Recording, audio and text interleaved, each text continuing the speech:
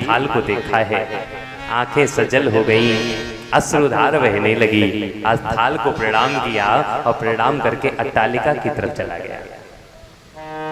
मैया देवकी ने देखा लाला को कोई कष्ट है।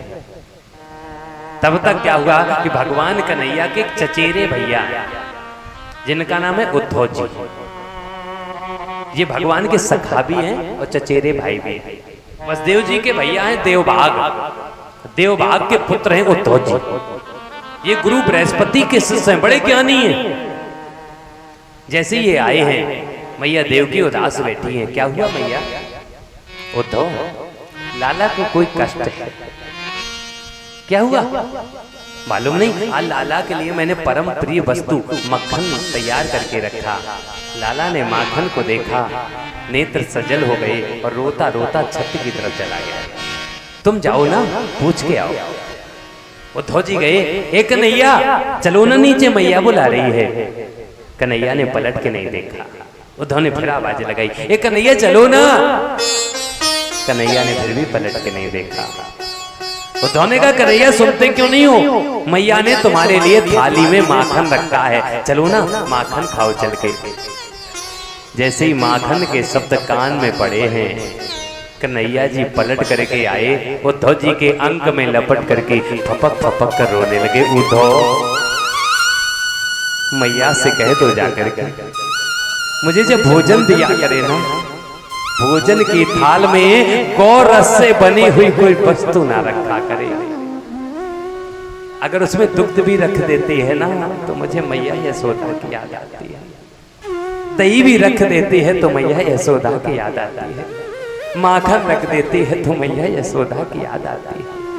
उस माँ की याद आती है जो माँ सुबह उठकर के मेरे लिए माखन बनाती थी। उस ब्रज की याद आती है, उन गोपियों की याद आती है जो मेरे लिए ताजा माखन बनाकर रखती थी। श्याम सुंदर आएंगे कब चोरी करेंगे। उद्धव मुझे मैया की याद आती है। उद्धव मुझे ब्रज भुलाया नहीं जाता है। उद्धव ने कहा क्यों याद आती है? क्योंकि वो मुझे याद करते हैं। उद्धव ने कहा तुम्हें कैसे पता? कन्हैया ने कहा देखो यमुना को, देख रहे हो ना, यमुना के जल में कोई हलचल नहीं हो रही है। इसका मतलब है कि यमुना के तट पर अब कोई जल भरने नहीं आता है। यमुना के तट पर अब कोई गेंद का खेल खेलने नहीं आता है। यमुना के तट पर अब कोई स्नान करने नहीं आता है। मुझे उद्धव ब्रज भुलाया नहीं जाता। उद्धव मोए ब्रज बिसरत नाय। उद्धव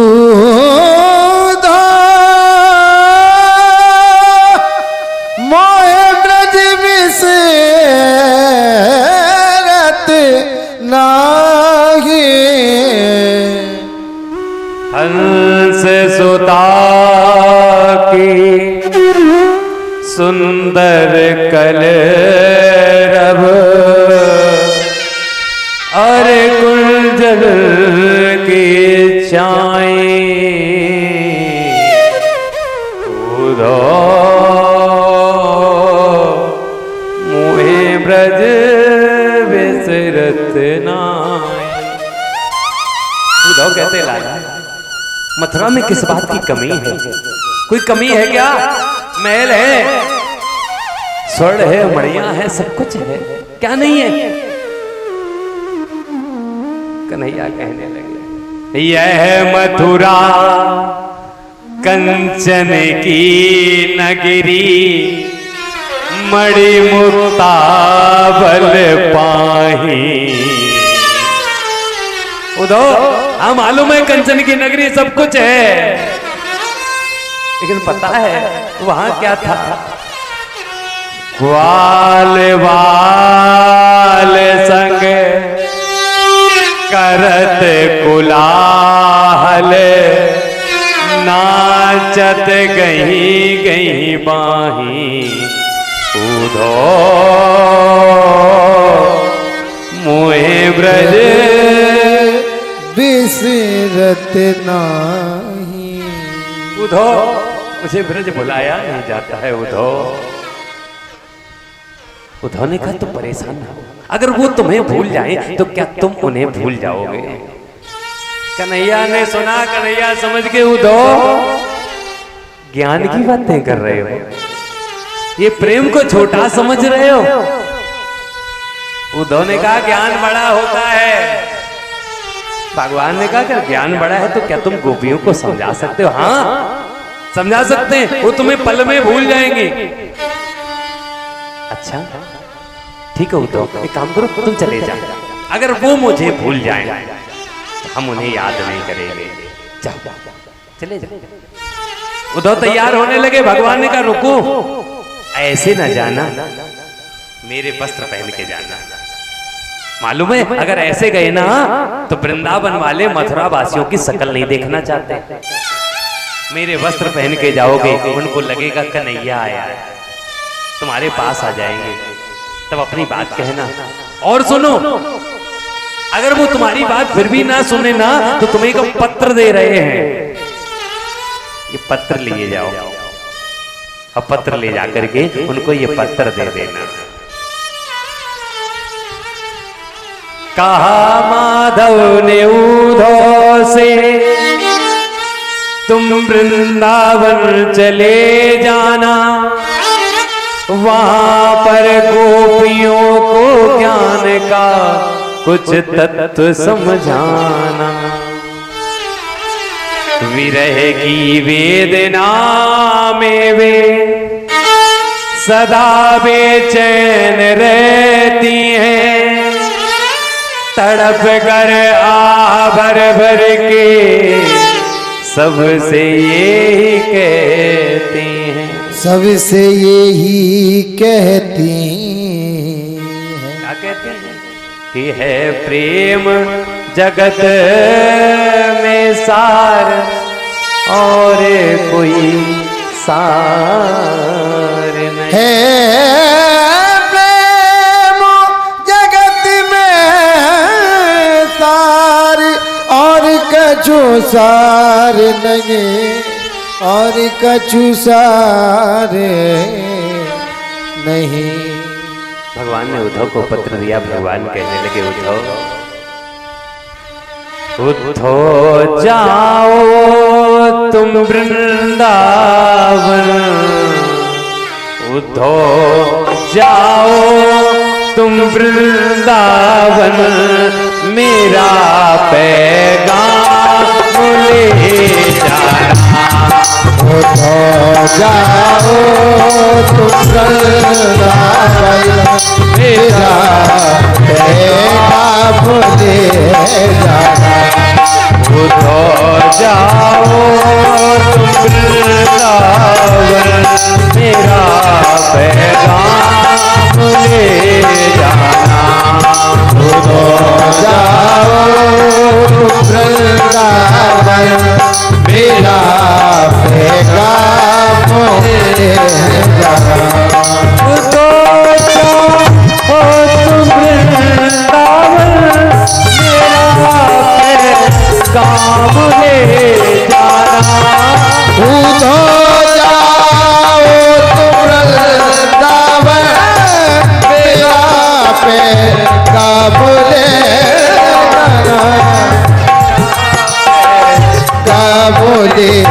जाना। मैं खुद तो जा नहीं सकता, मैं खुद तो जा नहीं सकता, मेरी पहचान ले जाना। मैं खुद तो जा नहीं सकता, मेरी पहचान ले जाना।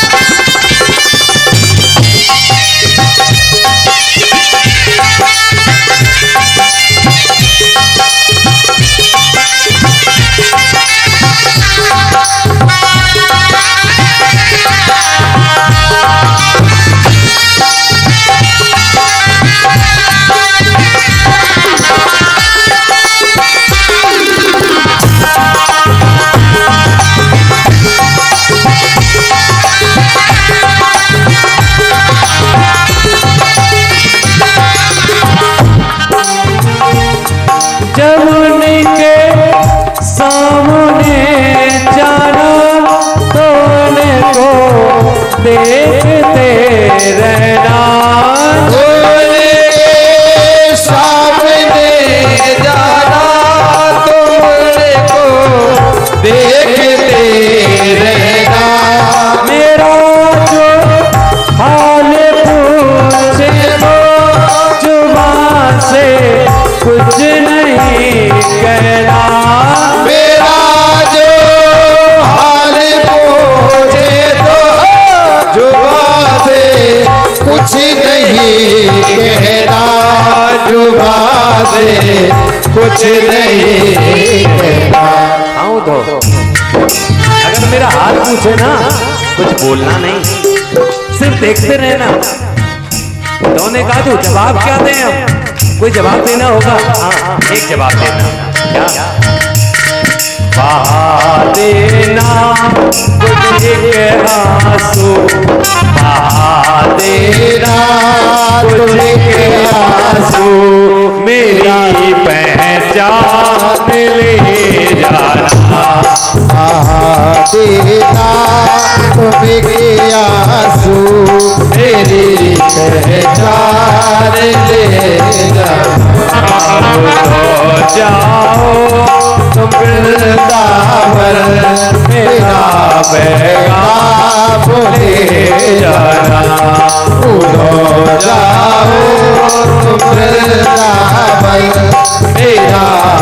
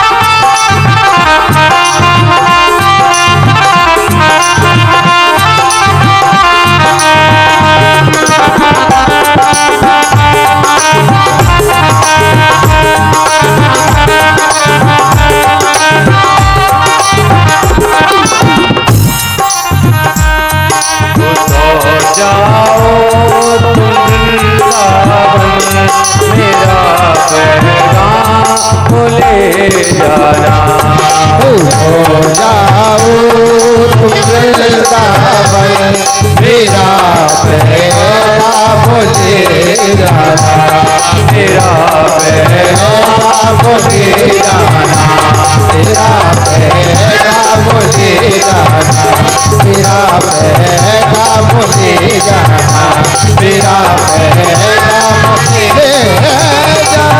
हरि